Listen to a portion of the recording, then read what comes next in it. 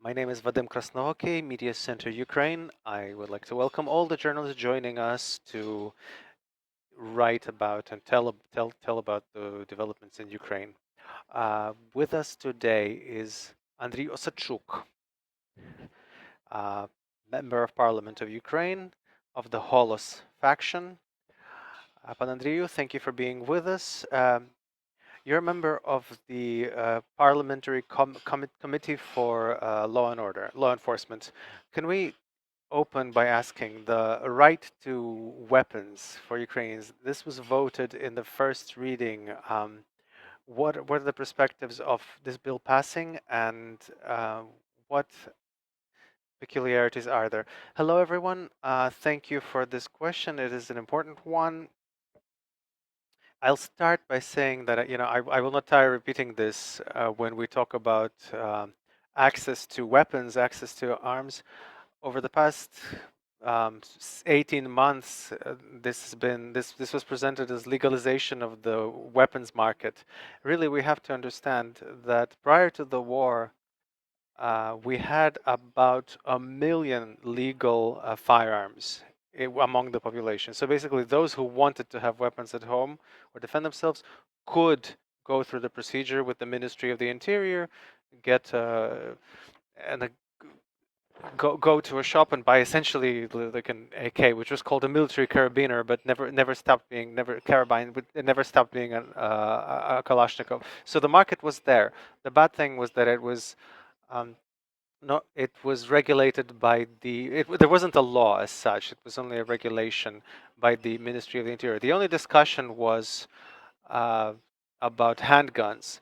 Can you walk around with a handgun in the street? Can you carry firearms? And this is where the big discussion was. Of course, the war completely changed attitudes to weapons in the broad context. Obviously, we have handed out lots of weapons, especially in the first days and weeks of war.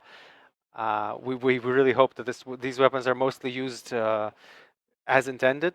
Yes, the parliament, I think on the 23rd or 24th, voted the first edit of this bill. But to be entirely honest, hand on heart, I think that this bill was a peacetime bill, and now, because clearly both the deputies and the social moods have completely changed, I know that there's a work group working on a second edit of this bill. We really want to make it quite liberal. We really want to liberalize access to weapons for the citizens, but I doubt that it will be possible to take that peacetime bill and fully rewrite it to suit the requirements of the society today. So my answer is definitely a law will be passed. I'm sure that it will be very liberal. Clearly, the war forces us to welcome unarmed citizenry. But will this be the bill that was voted in its first edit, or will it be changed, amended? We'll find out probably in the next week. I'm sure the committee will keep working on this bill, and that's when it'll be clearer to what extent and how this decision will be passed. Again, I think it's almost guaranteed that this will be a law in the nearest future. Understood. Another question about another bill that has now been passed into law is the criminal liability for disclosing, divulging, revealing the positions of the armed forces of Ukraine. It's already been passed. How does it work? How is it going to look from now on? This was passed, if you remember, as an answer, as a response to this kind of mass publication of photographs and video materials, footage on the relocations, on the movements, particularly the movements and the locations of the Ukrainian armed forces. And it was hard, perhaps, to immediately blame people in the earliest days of the war because, of course, nobody was prepared for this. All this was high, emotions were running high. Plus, we live in the age of Instagram and TikTok, when particularly the young people will, of course, post 100 photographs a day on their social media. So perhaps without understanding the consequences, we had these factors, we had these instances. I think we all remember the story of Kyiv when in a mall there was there was military technology, and some person posted this on TikTok, and I don't think there's like a 100% dependency between the fact that he posted those photographs, but we know that the next day there was an airstrike, the missile strike, and this mall was destroyed. There was massive destruction both of the infrastructure and military. So the parliament responded, the government basically responded to these facts by, and this is how the criminal code, an article was introduced in the criminal code, which presupposes criminal liability about divulging information about the movement not only of military of the armed forces but also of military aid. It's extremely critical to keep this under wraps, keep this in secret. I basically yesterday I spoke with you about this just before this. I asked the Ministry of the Interior whether they have any information that can be divulged to the public. Unfortunately, because they're a bit busy with other things at the moment, I didn't manage to get any kind of feedback from them that would be clear. But the police are working, the security service are working. But just I would like to use this opportunity to repeat this very simple thing: while there's a war, just please refrain from photographing weapons, military equipment, technology that is moving on the railway or the highways or any roads. Please just don't photograph. It'll just be easier both for you and for the security of the armed forces. And again, this will bring our victory closer. Just don't do it. Thank you. It's very important that people understand this, but also now we have to remember that there's also you might be criminally liable now. Yes, of course. Yes, now this is a crime. This is not just it's not just me being a kindly parent, but now there is a criminal liability. So just to maybe don't don't increase the load of investigations on the Ukrainian law enforcement bodies, because any fact forces the police to waste resources on starting these investigations, starting these cases. We have a lot. This resource is needed in other places. Please just forget. Please just forget about photographing, weapons and military technology. It'll just be easier for us all. I do have the impression that even the clarifications, the explanation that were working in the earliest days of the war, it worked, because the vast majority of Ukrainians seem to be loyal and understand. Yes, it seemed to me that prevention worked, and at least my observation in the media space and social media suggests to me that there haven't been such leaks, or there have been a minimum. Thank you, and that's actually that's quite good. Could we also talk about um, so our law enforcement system has been reformed for years. Much has been done, but we didn't manage to prevent one unpleasant aspect when we have many instances from the earliest days when the occupiers, invaders came in. The law enforcement quickly switched over to their sides. We've had such instances. In other situations, that high-ranking law enforcement didn't stay in their posts and they left. What do you think needs changing, needs reforming in the law enforcement system so that we have patriots working there?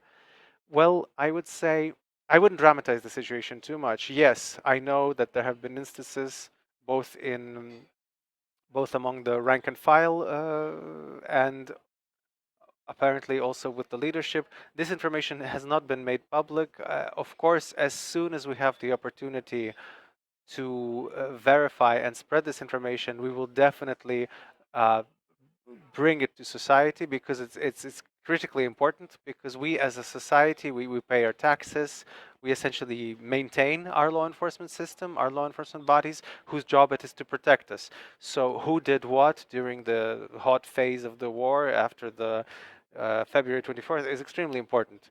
But to come back to the initial reasons for why we have these facts, I think we have among many other problems we have in Ukraine, we have the problem of the caucus race. We run around in circles without completing some very simple things. Any reform comprises three key elements: rules, resources, and people. If any of these is missing, you cannot achieve any changes, whether in a company or in a state or in a town or in a village.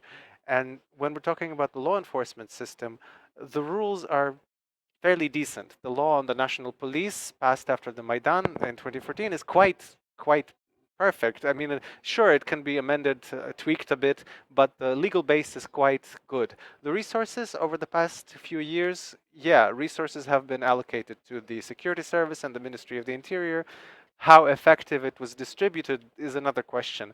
But within the possibilities of the budget, the resources were being allocated. But the question of the people kept being a question, because these procedures of attestation, selection, and performing all of the regulations that are there in the legislation. When I was starting in my political activity in the Kyiv City Council, I spent a ton of time on the work of the police commissions.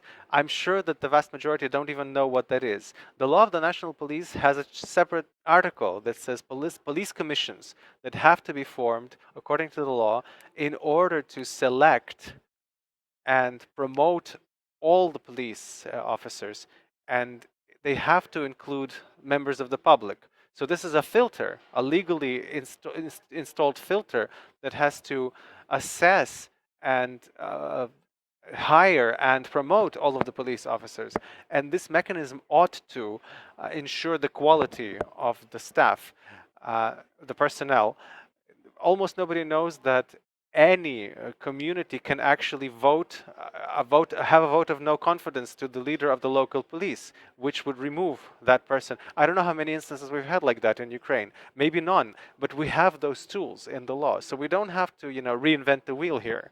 We have to try once again to keep up, to hold, to maintain those regulations that are already in the law, and thus set up a good system of selection and promotion of personnel, including which would involve the local government, the community, that would create this kind of feedback loop between the law enforcement bodies and the people for whom they work. So the answer to your question is or ought to be quite simple.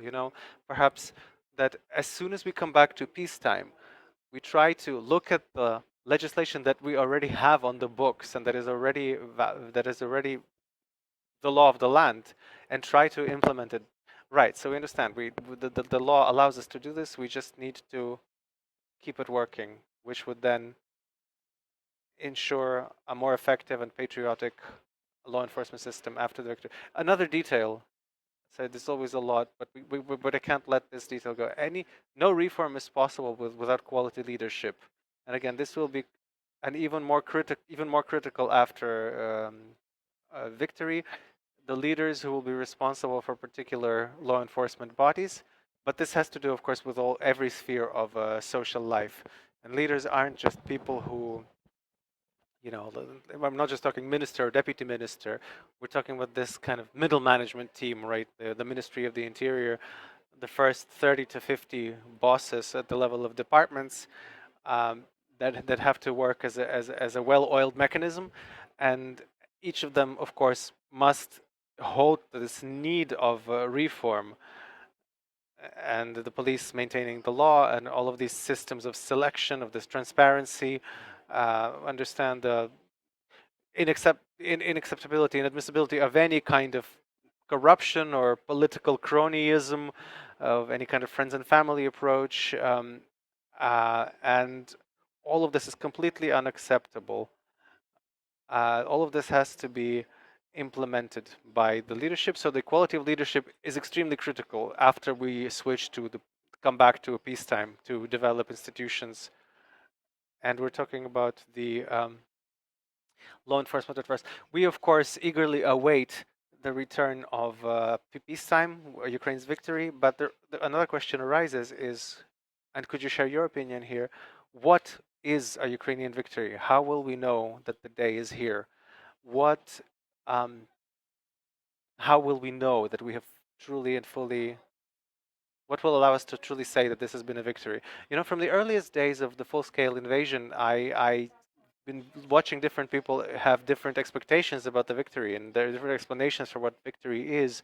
Often this is modeled by some kind of cinematic or literary standards, but the history of Europe and the world over the past 100 years probably tells us that it's not what you see in the movie isn't always the way it is in reality.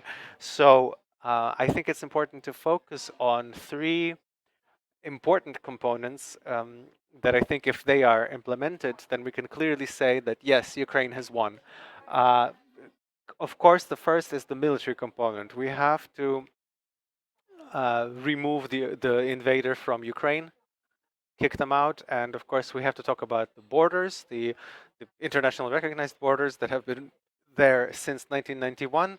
Until any part of the Ukraine's territory is seen as whatever, temporarily occupied, temporarily not under control of the Ukrainian government, of course the war will continue.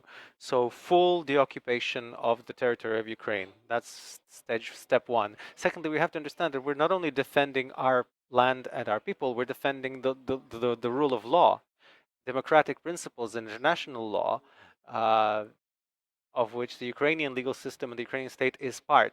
So it's critically important for us to ensure criminal liability, that all who have performed war crimes in Ukraine, that they face justice. This is very difficult. We're talking thousands of, probably thousands of citizens of Russian Federation, but until they face justice, we can't really say we've achieved a victory in this war. This we're working this on both on the part of Ukraine. We also see there's the Council of Europe, the UN are doing their best to take important steps to create the so-called international tribunal. Perhaps this will be a solution for how it will all work legally. A third, no less important component is the reconstruction, rebuilding of Ukraine. This large-scale war has already brought about massive losses, billions. So nobody knows for sure. There different people have different monitorings and different calculations. But we understand that we're talking about hundreds of billions of dollars, massive, massive money, even for the world economy. And I think that it is critically important that we understand where this money is supposed to come from. I think it's completely unacceptable that taxpayers from the US or France or Great Britain pay for the reconstruction of Ukraine. It's the Russian Federation that should be paying for. Every citizen of the Russian Federation ought to pay for the reconstruction of Ukraine. What mechanism might be there in play? The mechanisms here, again, this is all done through international legal agreements. We have to talk to our allies, come up with mechanisms of how to use the frozen assets that have already been frozen, the frozen assets of the Russian Federations, and these processes are already afoot, already underway. Also, we've had these precedents in Afghanistan and Iraq and other totalitarian regimes when the United States and other countries essentially essentially confiscated assets and sent them to the reconstruction and support of various countries. So we have to implement this part of this exercise, and we understand that we're talking hundreds of billions of dollars of Russian assets that have already been frozen, but we also understand that we will need money long term.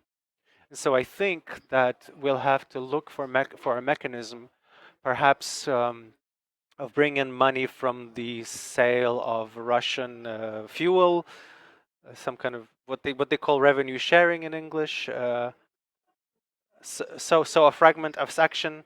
Yeah, the majority of the revenues from oil and gas that will of course be needed, that the world economics will need, and the world will be needed. So most of this revenues goes into some kind of foundation that can be controlled by our allies, of course with the participation of Ukraine, and that would then be used to the reconstruction of Ukraine. But the victory will be when we have built a European, modern, also including infrastructurally modern Ukraine. And this will need massive resources and time, but I know for sure that it's possible. And once we achieve these three goals, then I will clearly say, then I will have no qualms about saying we have won on this war. We have won victory.